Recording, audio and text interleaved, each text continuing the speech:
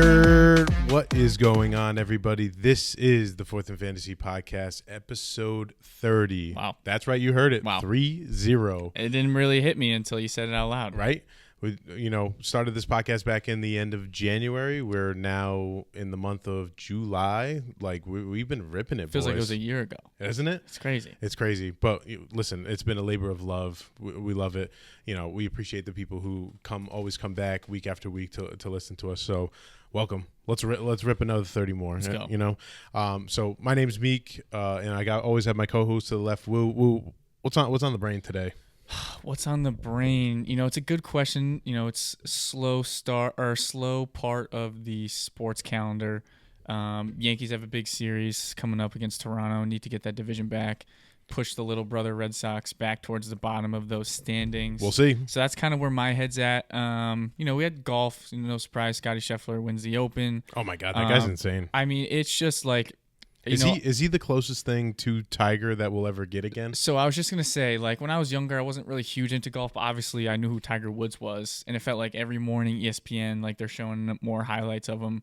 But I never really fully understood what was going on. And I would say that after getting more into golf, seeing the Tiger highlights, like, it's pretty close. Yeah. But the crazy thing is, so it was the time in between Scotty Scheffler and his first major win and his fourth major win was like 1,097 days, and it was the same time frame between Tiger's first and fourth. But then, like, the next 5 years after, Tiger went on a stupid run. Like, I forget what year it was, but Tiger played 27 tour events. Guess how many he won? I want to say this was 2001, I think. I think it was 2000. Like yeah, it was like those early. I want to say 27. I'd probably give him like 12. 16. Yeah, that's insane. 16. There was times where the betting odds, he was even money against the field. Like, how does that happen? That's insane. Anyways, that's my golf take. I like it. I love it. We're gonna give you fantasy football content, ladies and gentlemen. Hopefully you didn't click away on us, but welcome. Just top of the show. We have hit 1,500 plus plays across Spotify, Apple Podcasts, YouTube. Thank you to the folks who are listening on the audio formats that you are right now, watching on YouTube like you are right now. We appreciate you. We love you. Thank you. Make sure you're following us on our socials, Twitter at Fourth and Fantasy Pod, Instagram and TikTok at Fourth and Fantasy, YouTube at Fourth and Fantasy. Make sure you give us a like, a follow on all of our socials, leave a comment, leave a rating. You never know, you may see yourself on the show. Quick question for the day, Woo, that I put in here. I was actually kind of this one came off the top of the dome. I was excited to talk about it, but I call this one training camp hype. So for fantasy specifically, what is one storyline that you're keeping your eye on as training camp begins this upcoming week? Mine's going to be paying attention to Emeka Egbuka down in Tampa Bay. It came out recently that Chris Godwin's going to be missing the start of training camp. It's unsure when he's going to be rejoining the team because he's not even with them at the moment. He's still working on recovery and coming back from that ankle injury. But it was a broken ankle, right? Yeah. So that's right. I remember it was pretty like nasty one too. It was like a Monday Night Football game against the Ravens. Yeah, exactly. So it was definitely a nasty one that he's coming back from, and I think we've seen enough out of Tampa Bay where Baker will sling the rock. Oh, yeah. And he's got to throw it to somebody. Coming into the year, everybody was excited for Jalen McMillan. Obviously, Tampa Bay goes out and uses their first-round pick on Egbuka, so I think that kind of shifts the tables there on, who Tampa Bay is looking to get involved in this offense. I think it's going to be Emeka Egbuka, especially with the uncertainty of how much time Chris Godwin is going to miss. Mm-hmm. But I think the pairing with Baker is perfect because of how much they throw the ball. Baker's going to sling the rock. And if Godwin is going to continue to miss time and not be with the team, even when he does rejoin the team, like, there's going to be a process of him working him back into football shape, and getting those reps with the guy. So, it's only July and we're coming up on August, but the reps right now are huge for the remainder of the season because sets the foundation. Exactly. It sets the foundation right now, and then when you get into those actual games, of course it's second nature for these guys as it is, but just the more reps you have with your team going into the season, obviously it makes things a lot easier. And Egbuka's present at the moment, and Chris Godwin isn't. So that's the one I'm paying attention to. Huge. I like that one. I'm starting to think. at first I wasn't sure what kind of redraft value Ibuka would have. I'm starting to think I think he's creeping up a little bit for me in that format. Yeah, I was just trying to look up his ADP and what wide receiver he is off the board. I don't know what wide receiver he is off the board, I but think he's late. Late. He's the 1101 right now. Yeah. But just to give you some guys in the area of Ibuka at the 1101, we have Michael Pittman. So going behind him, Michael Pittman, Jaden Higgins, Keon Coleman. I think I'd probably take. I'm low key in on Jaden Higgins, but I think outside of all those guys, I think I would want Ibuka more. Yeah. And then above him, Darnell Mooney, Josh Downs, Ricky Pearsall, Matthew Golden. I think out of those guys, I mean, Ricky's already hurt, and we haven't even started training camp. I think I probably want him over Downs. I take him over Mooney. I think I would take him over Mooney too. I think I'd take him over Golden. So yeah, there could be some potential value there, but I think as it's early in the story though. Correct. Like as training camp goes on, I wonder if people will kind of pick up on that and his ADP starts to rise in for redraft leagues. Mm-hmm. My choice for this one is simply the question: who emerges as the Los Angeles Chargers wide receiver 2? We're going to get into it when we get into the news, but it's been a big topic of conversation in the Bonnet Fantasy League. It has been because some people want to take the new hotness, but they forget that there's a seasoned vet there. But that's what we're calling him. Yeah, I think that's what we have to call him. Yeah, it's year 3. But anyway, so Mike Williams has retired from the NFL, but. And I'm not saying that he was the clear-cut wide receiver 2 for this team, but it leaves the door open for potential options. You have, Trey Harris, who, thank God, he's finally signed his contract. We have Quentin Johnston, who may have been flashing. There may have been a highlight that was thrown out on Twitter today. Listen, if the man keeps putting plays out on social media during training camp and Herbert keeps going to him, what do you got? What can you say? It's valid. So, but I think there's value there for whoever it is. I know, we're joking around, but in all seriousness, there's value in that. Being the number 2 target to someone like Justin Herbert on a Los Angeles Chargers team that is, poised to potentially make a playoff run, so that they're going to be a good team throughout the year. Hopefully, there's some fantasy value there. So I think I'm going to keep my eye on who's going to be. Separating themselves as the number 2 target, because Ladd is obviously the number 1 guy through and through. But the other thing that just kind of hit me as I was going through the process is it might not even be somebody on the roster. It could be someone who's not even on the roster currently right now. Interesting. That emerges themselves. So something really to keep close attention to. Yeah, similar to the Bucs. Yes, the Chargers are going to run the ball, but when you have an arm like Justin Herbert, you're obviously going to throw it more often than not. Yep. And he's got to throw it to somebody other than Ladd. I agree. So that's our quick question. We're going to get into some quick NFL news. Not as much as last episode, so really quick ones. We're going to fire them off. Already talked about Mike Williams retiring at the age of 30. Kind of sad, it was injuries that really kind of caught up to it. It feels Rodgers ruined him. Yeah, I can blame Aaron Rodgers for that one. Thanks. We all should. Taking another one from the red us. line. The red line game. I'll never forget that. That was the dumbest thing ever. But Mike Williams, former first round draft pick. I think he was early pick 7. Loved him coming out of Clemson. I thought he was a great big body receiver. Oh, yeah. Was known in the NFL as Mr. 50-50 ball. You put a ball up, he's going to go get that against almost any cornerback out there. So wish him well, but it leaves the question of really. I guess now it's how do the Chargers fill that hole in the offense? Do you think it's someone I've heard rumors of Keenan Allen making a potential comeback. Seen that as well. Or getting another. I think honestly, someone like Amari Cooper would be perfect to go to that team and hop right into that wide receiver room. But I think they do need to make a move at some point, whether it's a trade or a free agent signing. You should take Alan Lazard. Nah, no, thank you. I'll give you a high five for him. No, thank you. I'll pass. I tried. Next piece of news: Will Levis, former starting quarterback of the Tennessee Titans, is out for the season. He wasn't playing anyways. This one kind of came out as a shock, but Yeah. he's getting shoulder surgery on a hurt AC joint that I guess he had hurt during the NFL season last year, and then during like the prep or lead up to training camp, he kind of re-aggravated it. They took a look at it and needed surgery. We'll see you later, Will Levis. Yeah, no, Is this the last we'll see of Will Levis, or do you think somebody would take a chance on him again? I'm trying to think of teams who would take a chance. Who would be dumb enough? The Jets. I was gonna say we're gonna start with the team in Florham Park. Let's see who else. I feel like Indianapolis would do something like that. Oh God.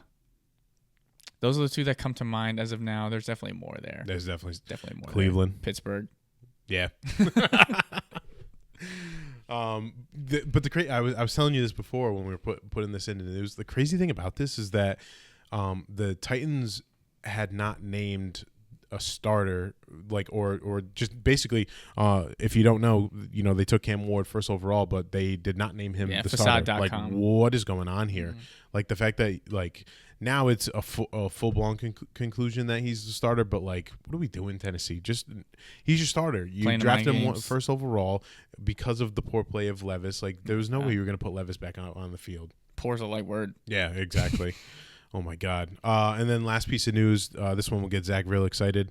TJ Watt signs a 3-year, $123 million, $108 million guaranteed contract to stay with the Pittsburgh Steelers for the next 3 seasons. 41 mil a year. That's pretty good. Average. Highest non-QB contract ever.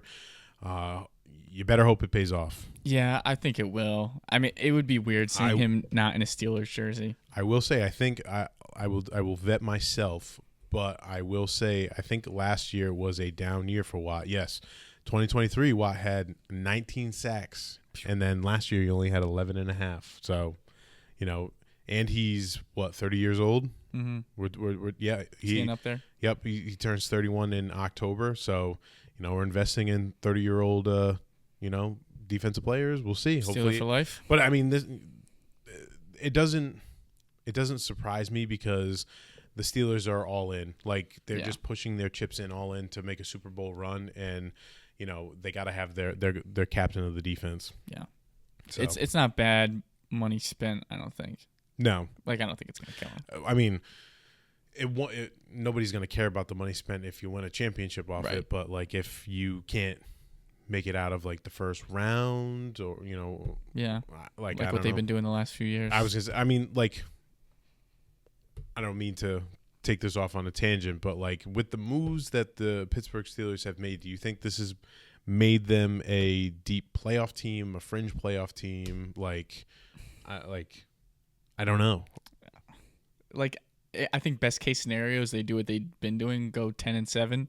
And then maybe win that first round. I can't see him going further than that. The AFC is so stacked. But the thing is, maybe they're doing what we've all wanted them to do though. Like, they're pushing their chips in to make this push, and then they're gonna tank finally and get good draft picks. Right. But I don't know. I just don't see they have the horses to go deep into. Well, we've the seen you can still get a good draft pick with Rodgers as your quarterback. So I mean, anything's possible. Bingo. They could do both at the same time. Bingo. So those are our news from the NFL. We're going to get into the main topic of the show. Main topic of the show today is our breakout candidates of 2025.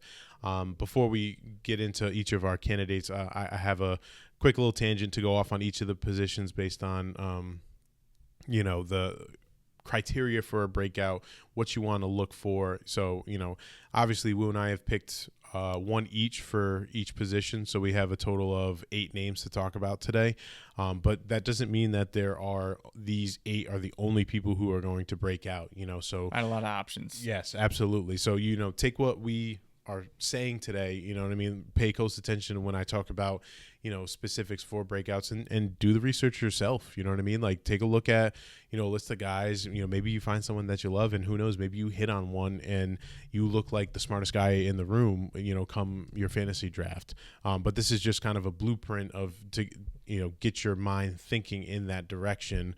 And you might agree with the ones that we have, you might not. It is what it is. It's the name of the game. I don't fault you for it. You know what I mean? Like, it's fantasy football is not 100%, but it's probably like 75 to 80%, subjective. Oh, It's yeah, of it's course. total opinion. And then we wait and we watch these players, play on Sundays, and it's whether you're right or whether you're wrong, and we go from there.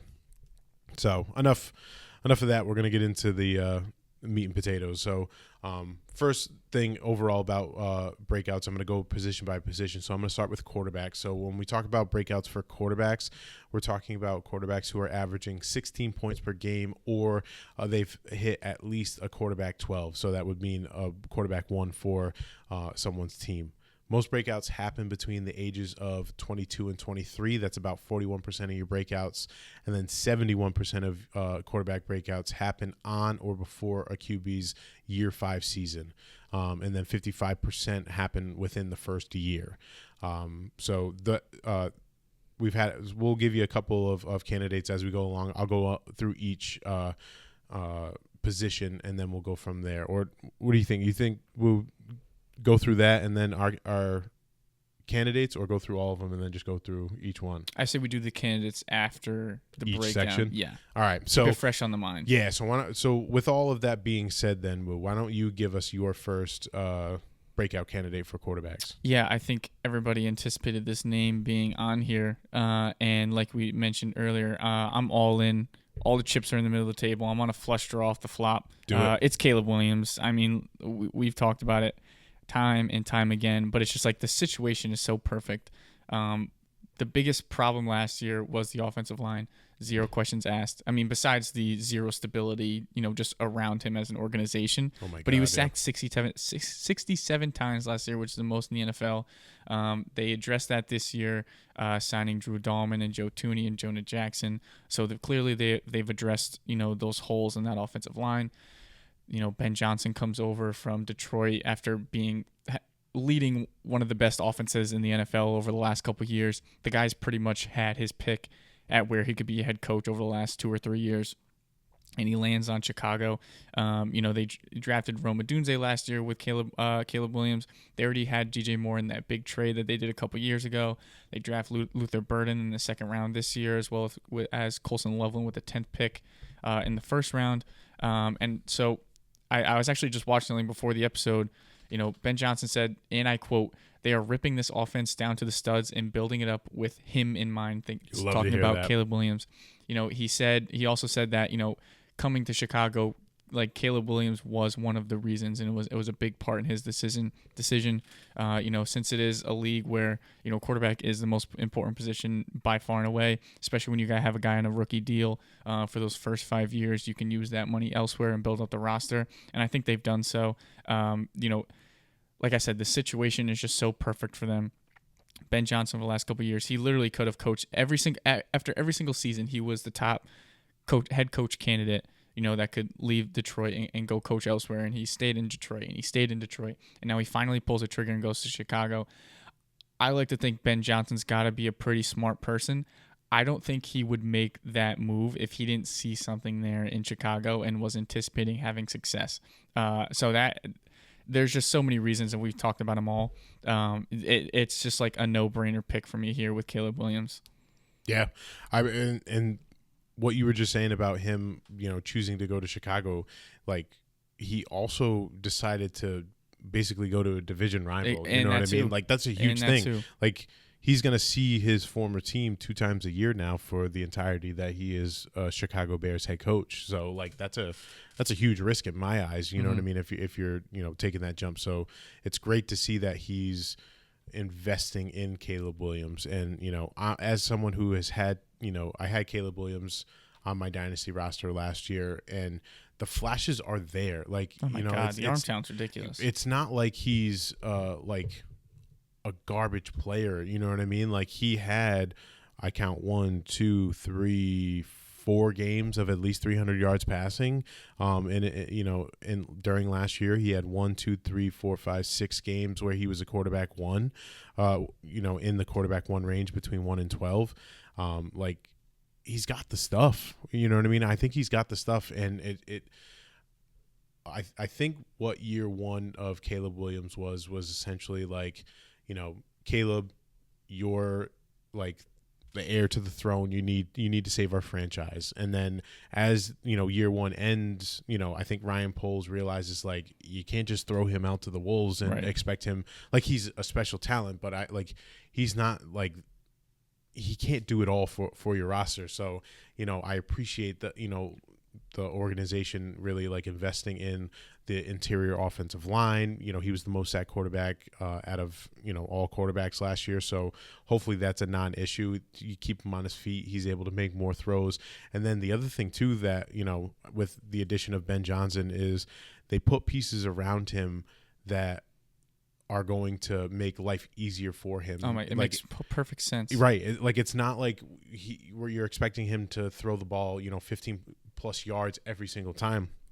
You got dudes like, Colson Loveland, Luther Burden, who are like easy short area guys that, can just get you quick, 7-8 yards and keep it moving. So I love this one. So I was looking at his ADP, and he is right now going at the 10.08 QB 13.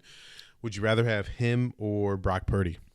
Caleb Williams, upside's way higher. Yeah. Would you rather have him or Justin Herbert? Justin Herbert. I can't go against Justin Herbert until there's no way, dude. That guy's got a rocket arm. Call me crazy. He's your guy. I would take Caleb Williams over Justin Herbert. I mean, the only argument I have for Caleb Williams is that he runs the ball more than Herbert does. Right. And I think in Herbert's case too, I think a lot of people are overlooking how serious this run game is going to be and how little passing Herbert is really going to have to. He's still going to throw the ball, like, don't get me wrong, but I don't think you're going to see Herbert multiple weeks where he's got 30 plus attempts. Okay. You know what I mean? So that scares me in that sense. And I know that they built this offense around Caleb Williams to facilitate the ball to all of these targets. I know he's going to get the work. I mean, it depends on how your draft's going, but if you're swinging for the fence, obviously it's Caleb Williams. Yeah. And then Caleb Williams or Kyler Murray. Kyler Murray. I like the stability more in Arizona. Yeah, I'm Kyler there. So, right now he's being drafted as a fringe QB1 at 13. I'm totally fine drafting him in there. Yeah, absolutely. I don't mind waiting to the 10th round to pick him up. Like that'd be great, especially if you're able to snag like a DJ Moore or Rome Odunze, and you can stack him later. Like that's a no-brainer in my eyes. The other thing I want to highlight, because I think this is so crucial with young quarterbacks. So last year in his rookie year, they had a week 7 bye. And weeks 1 through 6, he threw 5 interceptions. Not great. He's a young quarterback. It's okay. After the bye, from week 8 through 18, how many interceptions do you think he threw? I think it wasn't a lot, because it was 1. He didn't throw another interception until week 17. Yep. So the fact that he was able to take care of the ball as well as he did last year with that dumpster fire offense, I think that's a huge plus as well, because yes, he is one of those guys who can make things happen. He did it all the time in college. Obviously, when you get to the NFL, those crazy college plays, are like a mute point. You get them every now and again. But the fact that he was running for his life pretty much every single play and was still able to take care of the ball, I think that's huge as well. Absolutely. So my pick for a breakout candidate in the quarterback position is I'm going to go with Drake May.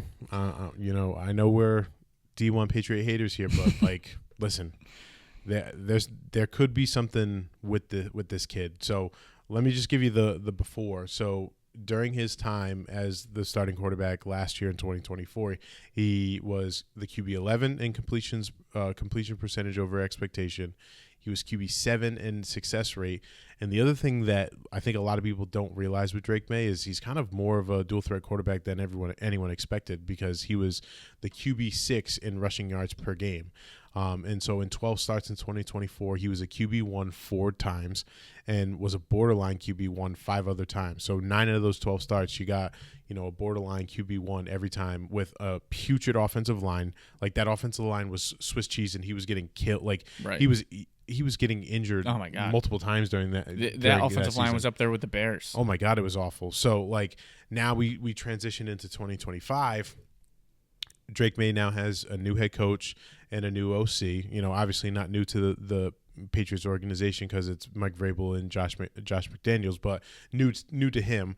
But this scheme is built to keep him upright and safe. I just think of the years where it was the Tom Brady, Josh McDaniels show, where it was like people could not touch Tom Brady because of just how quick he was getting the ball out. It wasn't sexy, you know what I mean? Like other than the year with Randy Moss, but he was taking it was the death by 1,000 cuts, and Patriot fans know exactly what I'm talking about. So I think him being put into this scheme, and you add a blue chip offensive line talent with Will Campbell at number 4. They add wide receiver help. Obviously it's not much, but it's still something that's better than what they had last year. I think those are all positive things in the Drake May camp. And when you look at his ADP, he's going as a QB 18. Yeah. Nobody is no one cares, you know what I mean? And that's someone in the realm of I don't know, I consider him in the Bryce Young territory, where you could just take him with the last pick of your it's not going to affect you, and just let him sit there, and it's not going to it's not going to matter. I was just going to say, if you don't get one of the the top elite quarterbacks early in your draft, and you're going late on quarterback anyways, I wouldn't be mad if at the end of your draft you took Drake May as well, just to make sure you have him on your roster. Just to keep in, just to see, you know what I mean? And if he doesn't do anything, you can always drop him. Yeah. So, but that's my pick. Also, I want to point out, Drake May is 22, going to be 23 years old, and I know when I highlighted it at the beginning, most breakouts happen for a quarterback between ages 22 and 23. So this is kind of the sweet spot right now to take advantage on someone like Drake May. Right. Yeah. I mean, like you said, as much as we're D1 Patriot haters, you got to recognize the situation. Yeah. When you take the bias cap off, it all makes sense. Drake May definitely showed a lot of flashes last year. I know my argument is that he was making these plays in games that don't matter, and there's not a lot of pressure there. So I'm still waiting to see that side of him. I do expect them to be competing in games a lot more often than they were, especially with the easy schedule that they have. I was looking it up as you were talking. They have the second easiest schedule in the entire NFL. Yeah. So that's another feather in the cap for him as well. So I kind of love it. And the rushing upside is there. However, he needs to learn how to slide. Otherwise, he's not going to make it through the year. No, he's the amount of times last year he would just get cracked. I'm like, what are you thinking? And Gerard Mayo's standing there oh yeah, good job. You need to protect your franchise guy. That's why Gerard Mayo's not there anymore. So this is true. All right, we're gonna shift gears into the running back position. Quick couple notes for running back. It's actually pretty straightforward. Running backs who hit RB24 are considered a breakout, 24 and higher. 41% of running back breakouts are in their rookie year, and 72% happen in their second year. And on top of that, if you highlight the running backs that are in their rookie year, it's a lot easier because we talk about hit rates in different round selection of draft picks. So obviously if you're a first round running back taken, the hit rate is something stupid where it's almost a foregone conclusion they're going to break out at some point, and then it obviously drops off down the line. But I'll hop in first for this one because this goes well with my candidate. It's Omarion Hampton, running back for the Los Angeles Chargers. Obviously, if you don't remember us talking about Omarion Hampton in the pre-draft process before the NFL draft, I'm just going to say the dude is great. 2-time All-American. He had 1,600 rushing yards in his final year before entering the draft. He had 5.9 yards per carry, 15 rushing touchdowns, and then he goes to the combine and runs a 4.46.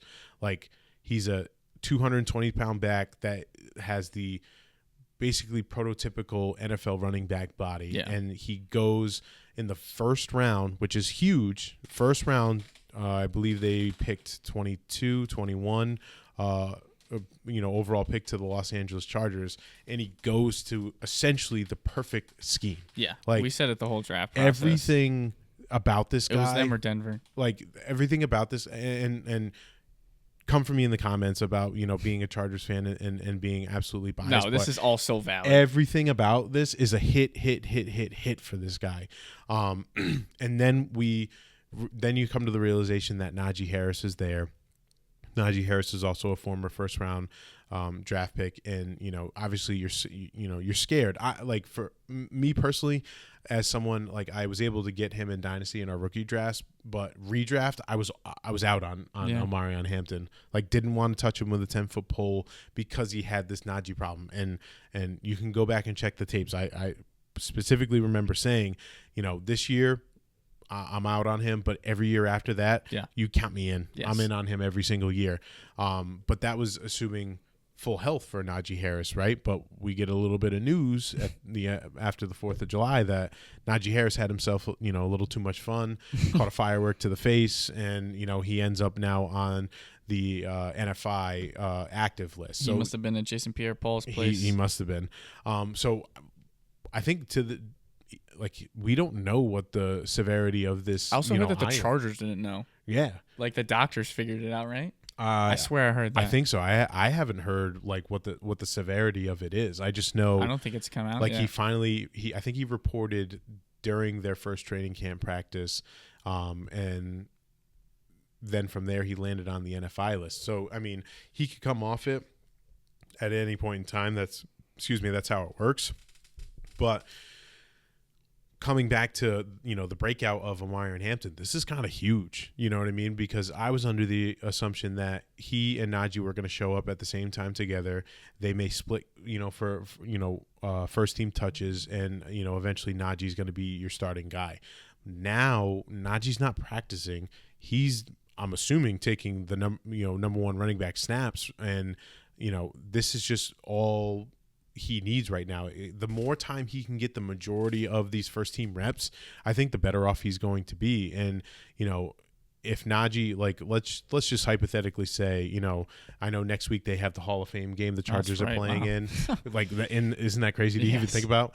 And then let's just hypothetically say by preseason week 2, Najee's still not out on the field, practicing. It's the same situation we were just talking about with Godwin. These are the reps that matter right now. Absolutely.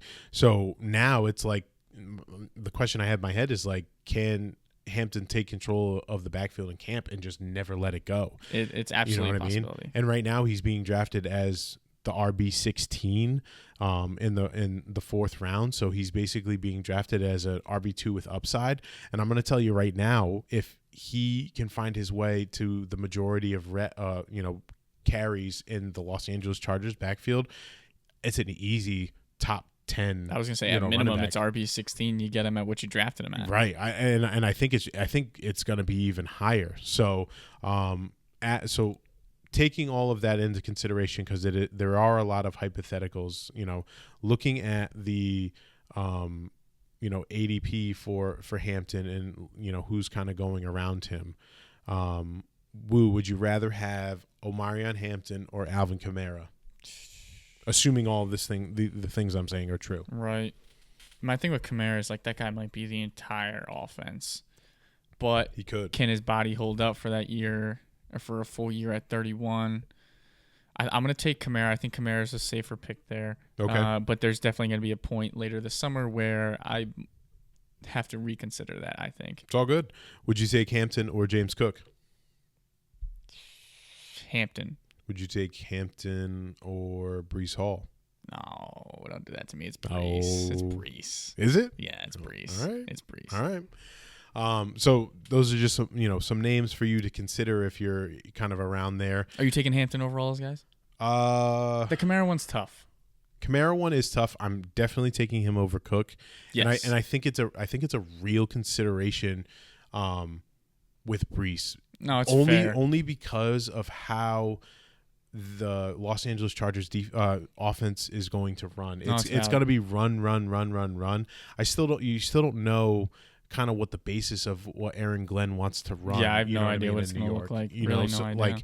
It could be a run with Breece, but it also, there's been talks about splitting the backfield. I don't think that's going to happen, but that's something that's been said. And if I can get a guy who's going to get the majority of the touches, with an elite offensive line, and it's a run first offense, I think I might take Hampton, assuming he has the majority of the snaps and Najee doesn't come in early in training camp to make it more of a 50-50 split. I can live with that. So who is your pick, Wu, for a breakout? Yeah, Zach, I know you're listening. Don't tell me ever again I never did anything for you, because I am actually in on this guy. It's Caleb Johnson, rookie running back out of Iowa, now a Pittsburgh We're gonna fight Steeler. over this guy in our Probably league. because I think he's going to take over Quinshon Judkins for me. Yeah, he is. I don't even feel right saying his name right now. I don't think he deserves it. But getting into Caleb Johnson here, so his junior year at Iowa is the one that got him drafted. Over 12 games, he had 240 attempts, 1,500 yards on the ground, 6.4 yards an attempt. He had 21 rushing touchdowns. I'll say it again, 21 rushing touchdowns.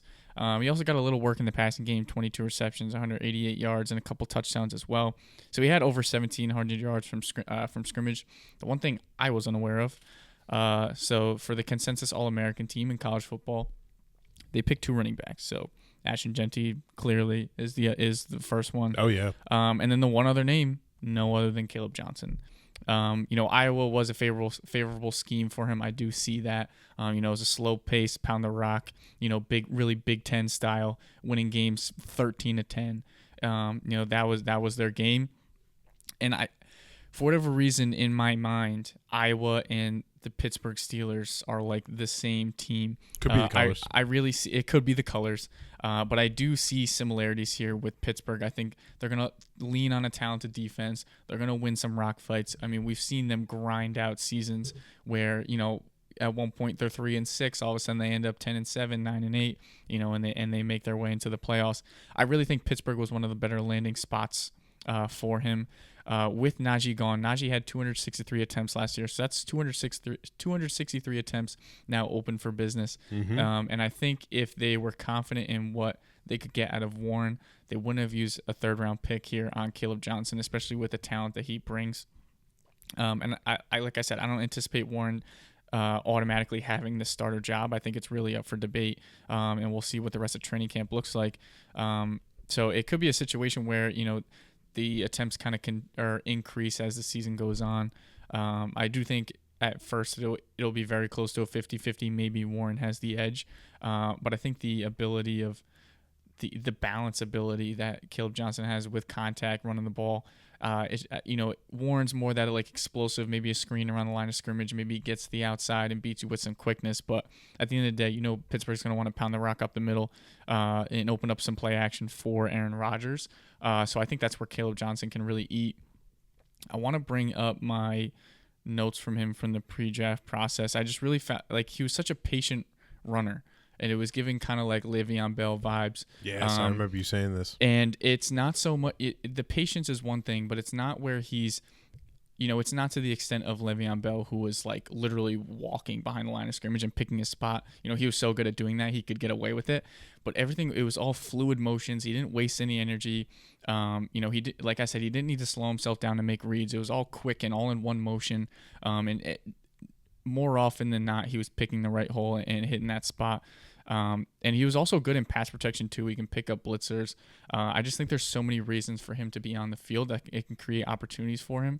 And like I said, with Najee having 263 attempts last year, all of those are now open. I'm not saying that Caleb Johnson's going to get all 260 of those, but if he gets 175 of them, 200 of them, I think there's enough. I think there's enough opportunity there for him to score and be a top 24 guy, because that's really what we're looking for, especially in his rookie year. Absolutely. I'm just going to put everybody in our league on notice. If you don't take him by the 5th round, I will be taking him. So who picks first in the 5th? That is Steve. Oh, I pick second. Yeah. So listen, if you don't take him in the 5th, he's gone by the time you won't even see him by the end of the 6th round. Yeah. So right now his ADP is the 709. I have some names here. So Yep. Going before him, Tony Pollard.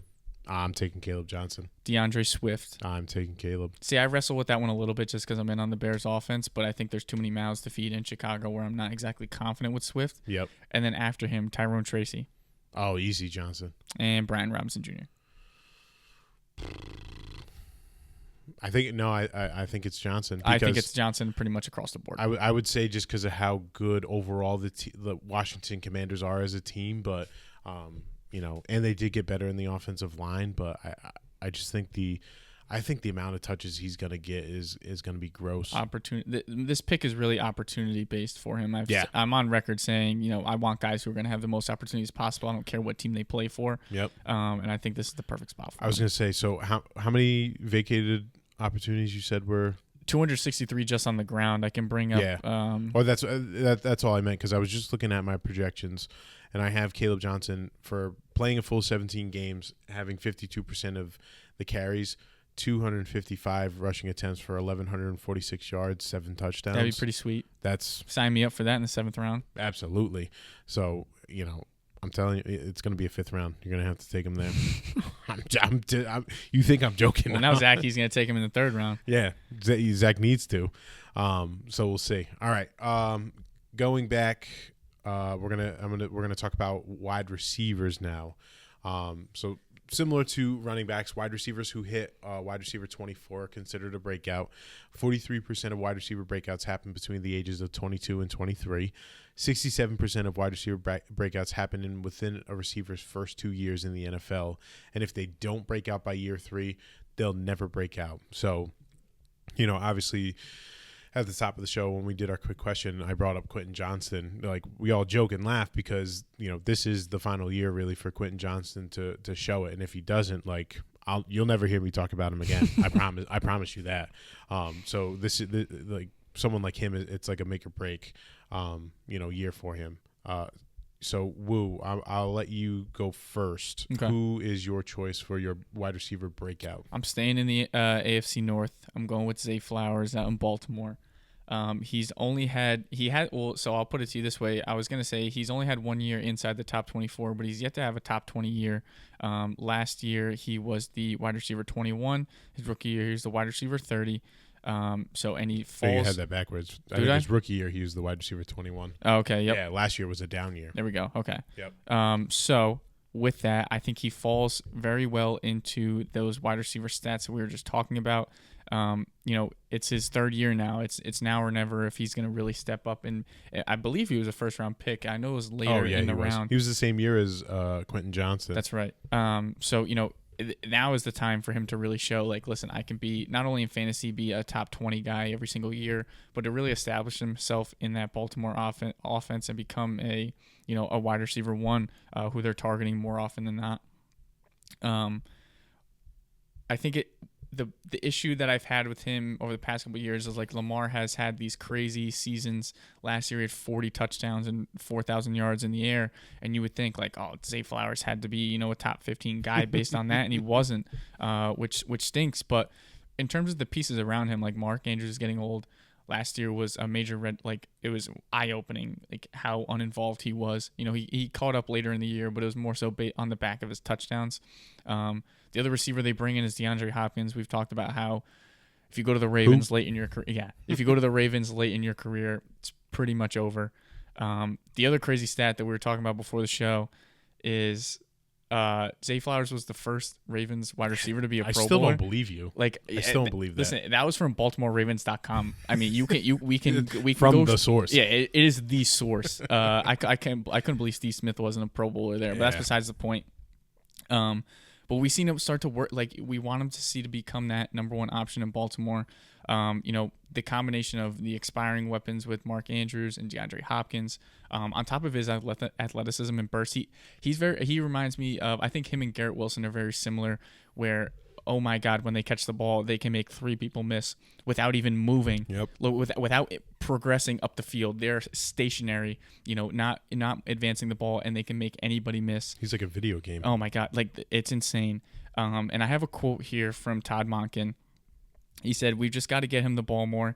He's an unbelievable football player. He's not only an outside receiver that has elite route running skills, but he's unbelievable with the ball in his hands." Like I just mentioned, him being similar to Garrett Wilson. So he finished it with saying, you have a guy that really plays 2 spots, and that plays into my argument of wanting guys who have opportunities. I think Todd Monken wants him way more involved than he's had in years past.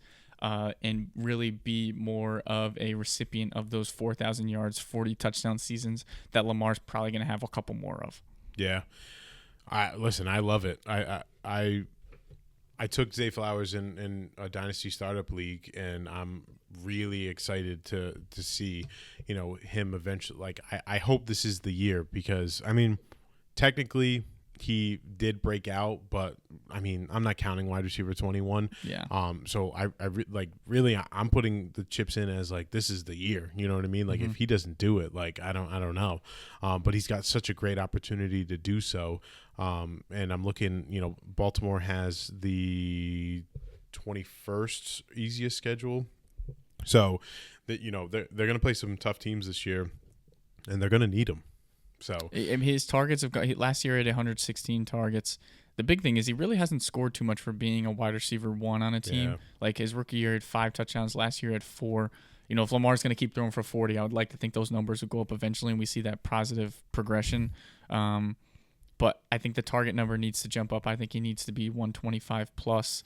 I just really think he needs to be more of a focal point in this offense. I think Todd Monken's going to set him up for that. Yeah, just to go off really quick about Lamar Jackson. So he had 41 touchdowns, and his QB touchdown percentage was 8.6. And the previous 3 years I'll give you were 5.3, 5.2, 4.2. How many passing touchdowns do you think we see from Lamar after a 41 touchdown season? I think he's still going to be in the 30s. You think he's in the 30s? He's elite, man. He's elite. He absolutely is elite. I'm not going to doubt him until he gives me a reason to. Okay. I'm going to say he has 34 passing touchdowns this year. Really? Mm-hmm. I think I'd take the under on it because I think even still, like he's someone now who's proved it as a passer. Where like I could see him I'm just looking at my stats right now. I have him out for 37, basically 3,800 passing yards, 26 touchdowns. But then the other thing is like he just gives it to you on the ground. Like I have him for almost 800 rushing yards and 3 or 4 touchdowns. So, hopefully the majority of that goes to Zay Flowers, and we really start to see the change of like kind of guard and targets in Baltimore, and like he becomes the one, and Mark Andrews becomes kind of a more of a secondary piece. Like that'd be great to see. Yeah, and as of right now, as it stands in redraft, his ADP is the 506. I mean, we've done a couple mocks. In these mocks I've been picking from the 3rd spot. I've gotten him as my wide receiver 3 while also taking 2 running backs before him. Yeah. And like if that's the case, awesome. like sign me up. Zay Flowers on your team as a wide receiver 3, I think is phenomenal. Yes. I'd take that 10 times out of 10. It's actually interesting. My breakout candidate is a guy who's going right after Zay Flowers. Literally right after. Xavier Worthy. So I just want to highlight this really quick. The last 3 games of the season that Kansas City played, that's week 15 through 17 because they rested everyone week 18. In those 3 games, Xavier Worthy averaged 10 targets, 7 receptions, and about I didn't put it in the doc, but it was about 55 to 60 yards receiving yards per game. You want to know his 17-game pace, Woo, with those 3 games? I'm looking at it, and it's insane. Isn't that insane? Like what? 175 targets, 119 receptions, 1,076 yards, and 11 touchdowns. Now, obviously it's 3-game sample size that that I'm taking there, but basically what you need to know is that during those last 3 weeks of the season and through the playoffs, he was a major target for Mahomes. Playoffs. It was a Xavier Worthy show. Exactly. So now, because we also didn't talk about this, in the news, Rashee Rice is probably going to see a suspension. We don't know how long it could be. It could be 4 games, could be 6 games, could be more. I don't know. Could be next year. Could be next year. But, to start now 2025 and has a full year in an offseason to learn the Chiefs offense historically, and anyone who's in an Andy Reid offense and you're a wide receiver, you get better as the year goes on. And obviously you saw that in the end of the regular season and through the playoffs. So, I think he's even going to be better than what he was, by the end of the year last year, which is kind of a scary thought. Rice isn't going to be there for, however many games, I don't know, but all you need to know is going into week 1, I think Xavier Worthy is the number 1 target. Obviously right where he left off. Travis Kelce 36 years old. I don't think they're going to lean on Travis Kelce like they have had in the past. I think they'll have to lean on him a little bit without the absence of Rice in the first month of the season. But I think anything downfield is going to go to Rashee Rice. And let's also not forget that he is the fastest man in the NFL. So he's a burner who can just take off and break away from any defensive back that he's going against. Yeah. And right now, so obviously we talked about Zay Flowers going as a wide receiver 25. He's going as the wide receiver 26 at the 507. So you're essentially getting a fringe wide receiver 2, but a high-end wide receiver 3 for your team. That is the number one target for at least the first month of the season, on your team. Like, if that's the case, I'm taking that dude 10 times out of 10. You know what I mean? Like, I think both of those guys, I love Zay Flowers and Xavier Worthy, because the upside for those guys is pretty massive. And at that point in your draft, they're probably at least a wide receiver 2, depending on what you did before that. Correct. But I think in most cases, like you were saying, when you're doing the mock draft, you're able to get 2 running backs and still get some of these guys. You could get these dudes as, you could get 2 receivers in a running back probably and still get these guys, as a wide receiver 3 for your team, which Absolutely. Is phenomenal. Yeah, no, I'm all in on the Xavier Worthy hype. I mean, that playoff run was ridiculous. He had one of the craziest catches or touchdowns I've seen in the Super Bowl. Unfortunately, they were down by 30, so nobody cares or remembers. Yep. I mean, I think it was a laser, and he split everybody. Like, nobody was touching him. Yep. So it's things like that. And when you have Patrick Mahomes throwing you the ball, life suddenly becomes so much easier. That's the other thing, too, is, like, I think we're going – I'm not calling for, like, top 3 QB for, year for Patrick Mahomes, but I think they have to – play better, and so they don't get themselves into these like one-score games where we talked about it last episode. They were 12-0 in one-score games. Like, they can't bank on that magic to happen again. So although if you're gonna do with anybody, it's Mahomes. But at some point, you cannot keep relying on that last second drive. I think Mahomes is going to try to get off to an early start in these games and I think he's going to try to air it out a little bit more than he has the past couple of years. And if anyone's going to be the benefactor, it's going to be Xavier Worthy for these things. Yeah. So last position we're going to get ourselves into is the tight end position. So some breakout stats that you need to know for tight ends. Our tight ends break out when they hit a tight end 12 season, kind of similar to quarterbacks. 68% of tight ends break out between the ages of 23 and 25. However, there have been a list of superstar tight ends who have broken out at the age 25 season or after. Those names are George Kittle, Travis Kelce, and Zach Ertz. Pretty good list. 61% of tight ends break out in year 2 or their year 3 season. And that's pretty much it. So for a tight end, I'll go first. Hit me.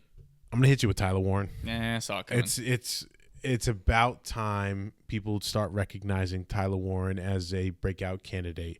I'm just gonna read off some statistics.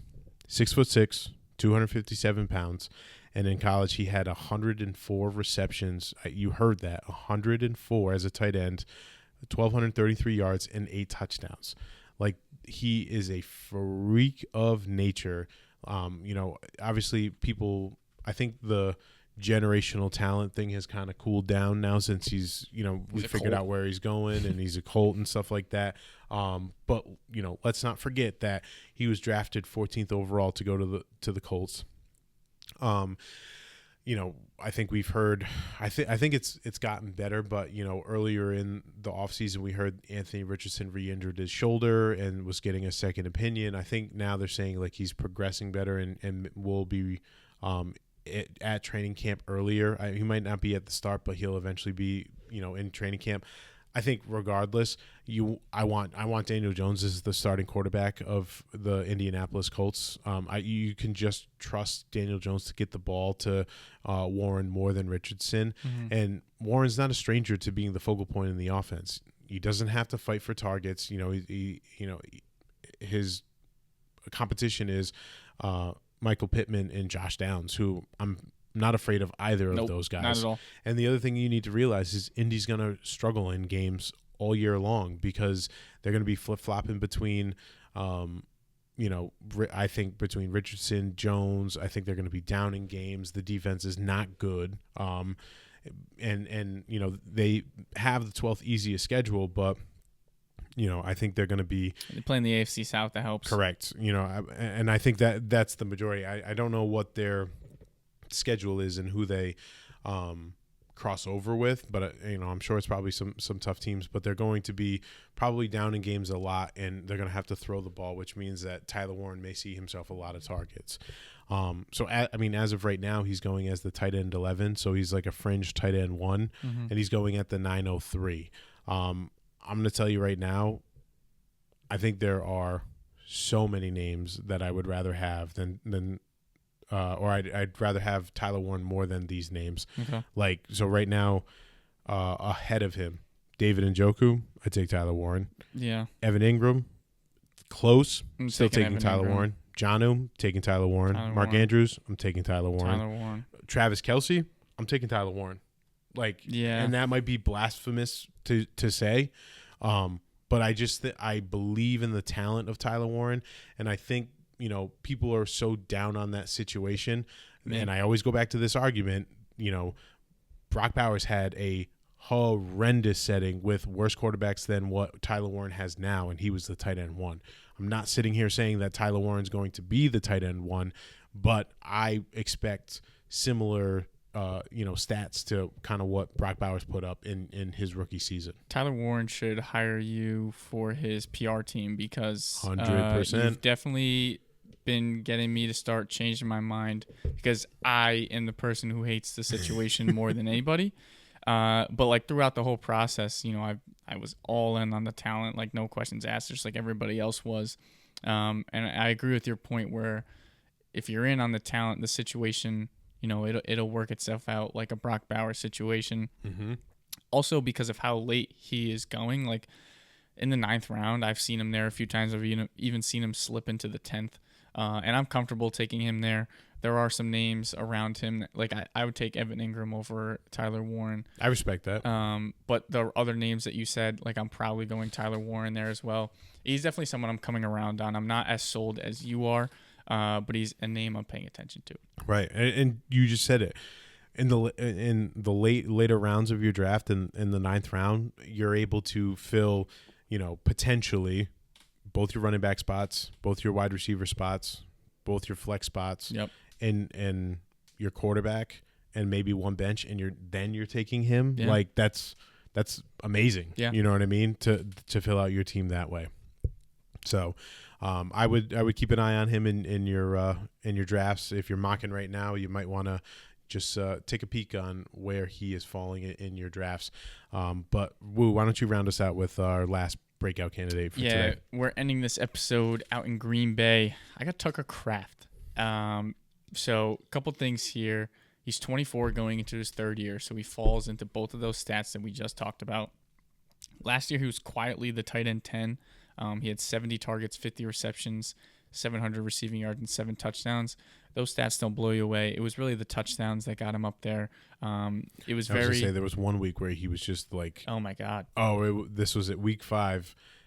He had 88 yards and 2 touchdowns, and he was the tight end 1 on 4 catches. On 4 catches, that's right. Yeah, that's crazy. Sorry. He very Robert Tonyan-esque from a few years ago, where he was just a touchdown machine. That's a deep cut right there. You want to know why? Because before the show, in another league that I'm in, we're planning our draft out, and we're all making fun of each other for bad picks. And I was the guy who took Tonyan the year afterwards. Oh. And that was 4 years ago, and I still haven't lived that down. So the burns are still that's there. why that's fresh on the brain. But yeah, it was a good pull. I'll give myself a pat on the back there. But last year he had, 5 top 10 finishes on the week. Very boomer bust. Like I said, there's a lot of mouths to feed on that offense. If he can really just demand if we can get a little bit closer to that 100 mark for the targets, I think he could be a splash play for where he's being drafted. Right now his ADP is at the 10-10. So basically the 11th round there. Being on the Packers is a plus. The Packers are going to score. They'll be in position to score touchdowns. We've seen that Kraft can be that red zone target. Me personally, I'm looking for more of the PPR work rather than being so touchdown dependent. I want to see. I have his stats pulled up from this past year. So he averaged per game. He averaged about 4 targets. I'd love to see that be like 5 or 6. Just kind of create more stability for him there because of being on the elite offense. If you have more stability and then you're able to add on top of being on a high-powered offense that's in position to score and will put up high-scoring games, throughout the season, that can push him into that top 7, maybe even the top 5 range, depending on how everybody else shakes out. But I mean, he's 6'5", 260. We just talked about Tyler Warren and his measurables, very similar there. He's a can't-miss target for Love, and, no pun intended, but he needs to show him more love. I know there's a lot of mouths to feed, but you've seen how productive he can be and what he can do for you. An athletic guy for being as big as he is. The amount of times I saw him running up the seam, scoring on these breakaway touchdowns and creating these big weeks for himself. And they kicked Luke Musgrave to the curb. Like, that man came in, and as soon as they got Kraft, they're like, all right, we're done with you. I think they drafted both of them in the same year. I don't remember if that's the case, but if that is the case, then that's a wild scenario. I feel bad for Luke Musgrave. But clearly Green Bay has said, okay, Tucker Kraft, you are our guy. Now you need to get him more involved and create more stability for him. Yeah. I think a lot of it also, I think back to last year's Packers team, and, Jordan Love essentially played that season hurt, you know what I mean? Because I think a lot of us forget 2 years ago when he was the starter and he played a full 17 games, he was the QB 5, 4,051 passing yards, 32 touchdowns. I think that is, I'm not saying that it's what we should expect every year from Jordan Love, but I don't think you expect, what was he last year? QB 66, you know what I mean? With 3,300 passing yards and 25 touchdowns. I think it was such a down year for Love, and I think he's going to, come back on the upswing. You want to take guys who are on great offenses. I think, Green Bay is going to be a team who is going to be in the hunt for the division in the NFC North, and they're going to be probably in some shootouts where, Love's going to be looking all around, and, who knows, the wide receivers could essentially cannibalize themselves, and Tucker Kraft becomes the beneficiary of that. Yeah, if we can continue the progression. So I'm looking at his first 2 years in the league. He's pretty much doubled up on all of his stats on a year-to-year basis, going from 40 targets to 70, 31 catches to 50, 355 yards to 700. I think that all that is positive progression. And it should, I think it raises some green flags. And like I said, he's going at the back of the 10th. I don't have his ADP pulled up right in front of me. If you give me a second. I got it for you. Okay, perfect. So going after Tucker Kraft, and then we'll go before Jake Ferguson. See, that I knew that name was going to come up, and I'm still on the Jake Ferguson hype train. But I think it's an interesting conversation. I don't think it's a no-brainer. Okay. Dallas Goedert. I'm going to go Tucker Kraft there.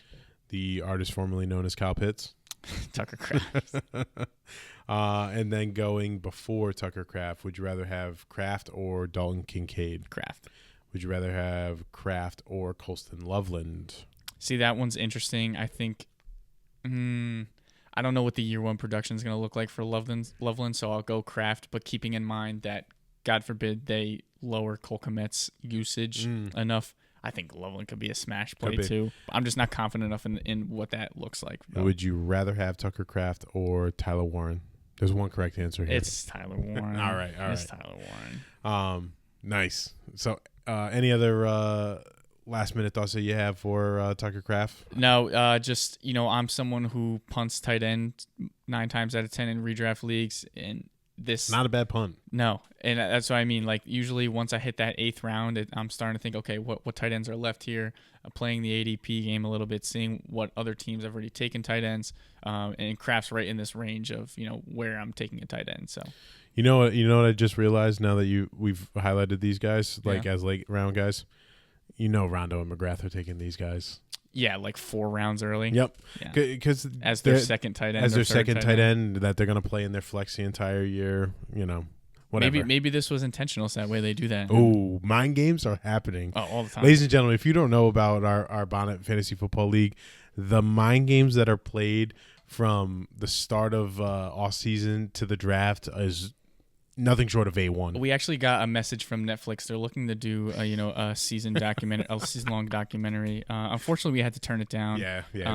Just not enough money.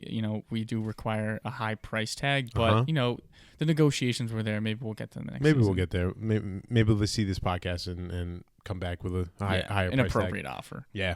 So there you have it, ladies and gentlemen. Those are our breakout candidates of 2025.